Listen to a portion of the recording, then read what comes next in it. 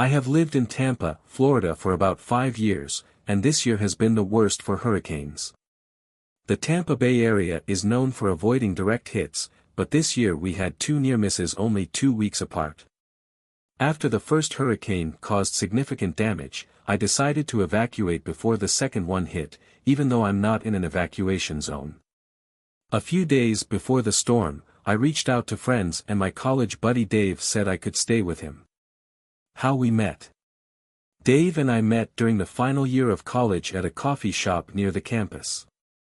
It was one of those places where the walls were covered in chalkboard paint, letting students leave messages or doodles while they waited for their drinks. I was there cramming for finals and needed a break.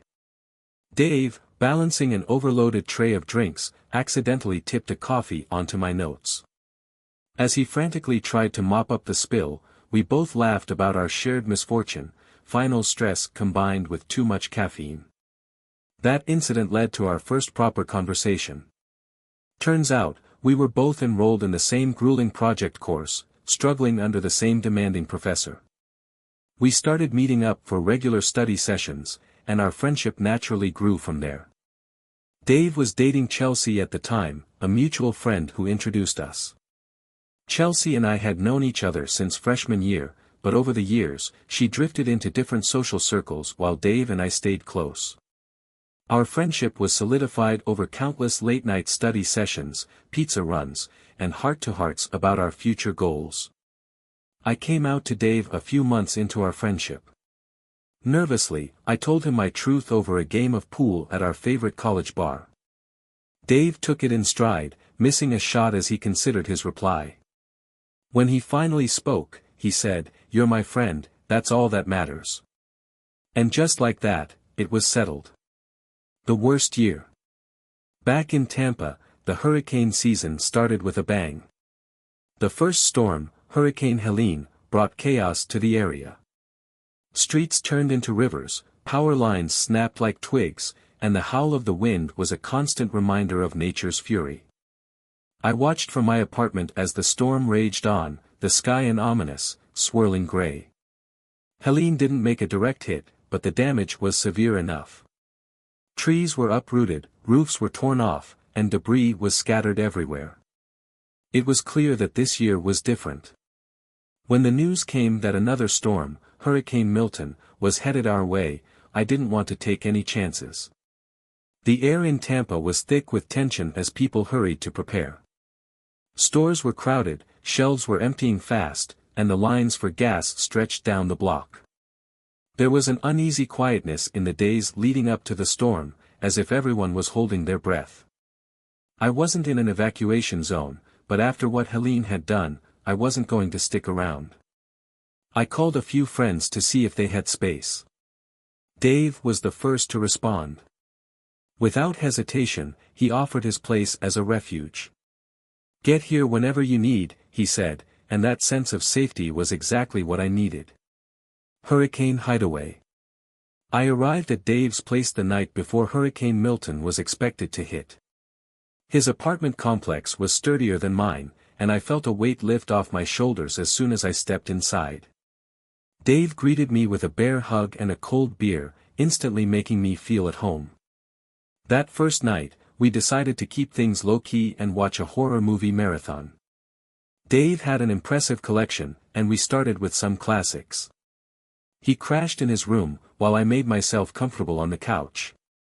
The storm was still a day away, and I could almost forget about it as I drifted to sleep. The day of the hurricane was surprisingly calm at first.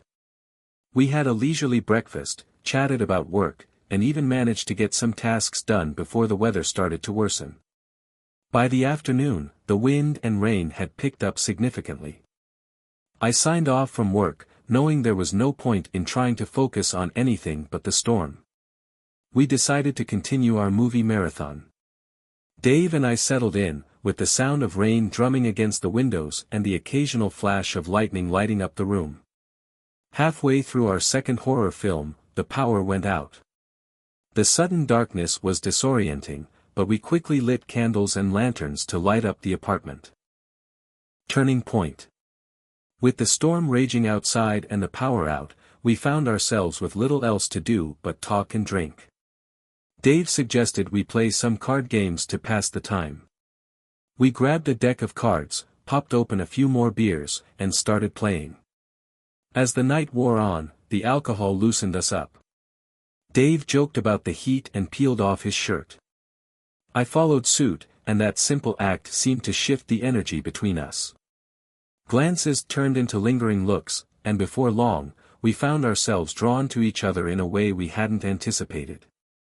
What started as an innocent game turned into something more. We explored each other's bodies, discovering a new layer of our friendship that neither of us had considered before.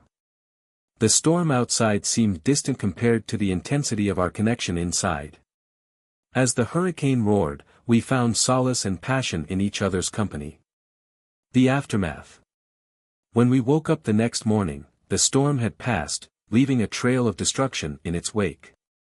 The apartment was unscathed, but the world outside was a different story. Trees were down, streets were flooded, and debris was scattered everywhere. Despite the devastation, there was a strange calm in the air, a silence that followed the storm's roar. Dave and I didn't immediately talk about what had happened between us. Instead, we focused on the practicalities. We cleaned up, checked the news for updates, and tried to contact friends and family to make sure everyone was safe. The power was still out, so we used our phones sparingly, conserving battery life as much as possible. Conversations in the dark. As the day went on, we couldn't avoid the conversation any longer. It started with awkward glances and hesitant smiles. Finally, Dave broke the silence. "Last night, it was unexpected," he said, not meeting my eyes. I nodded, unsure of how to respond. We talked about our feelings, our friendship, and what this meant for us. Dave admitted he was confused but not regretful.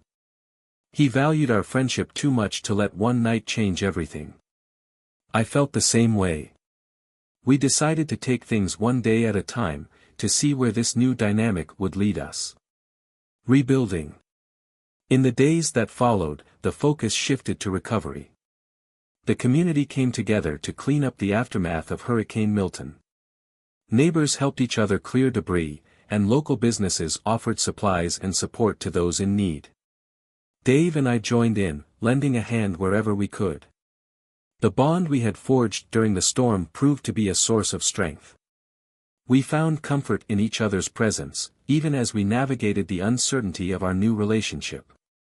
There were moments of tension, of course. Navigating the complexities of a friendship that had crossed new boundaries was not easy. But through it all, we remained committed to being there for one another. A new normal. As life in Tampa slowly returned to normal, Dave and I found our footing in this new phase of our relationship. We continued our monthly get-togethers, but with a deeper understanding of each other. The intimate connection we had discovered during the hurricane didn't fade. Instead, it became a part of our bond, something that added depth to our friendship. We didn't rush into labels or define what we were. Instead, we focused on being honest and open with each other. There were still questions and uncertainties, but we faced them together, knowing that the strength of our friendship would guide us through. Looking forward. The hurricane season eventually came to an end, and with it, the constant threat of new storms. The experience had changed us both, leaving us more resilient and more aware of the fragile nature of life. We couldn't predict the future, but we knew we had each other to rely on. As the months passed, Dave and I continued to explore the depths of our connection. We grew closer, finding new ways to support and understand each other. Our relationship evolved into something unique, neither strictly platonic nor entirely romantic, but a blend of both that suited us perfectly. Conclusion. Living through the hurricanes of that year had been a test of endurance and resilience. But it had also been a time of growth and discovery.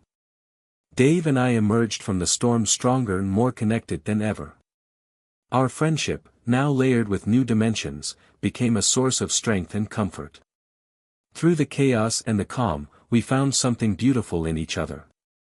Our journey was far from over, but we faced it with a newfound sense of unity and purpose. No matter what the future held, we knew we could weather any storm together.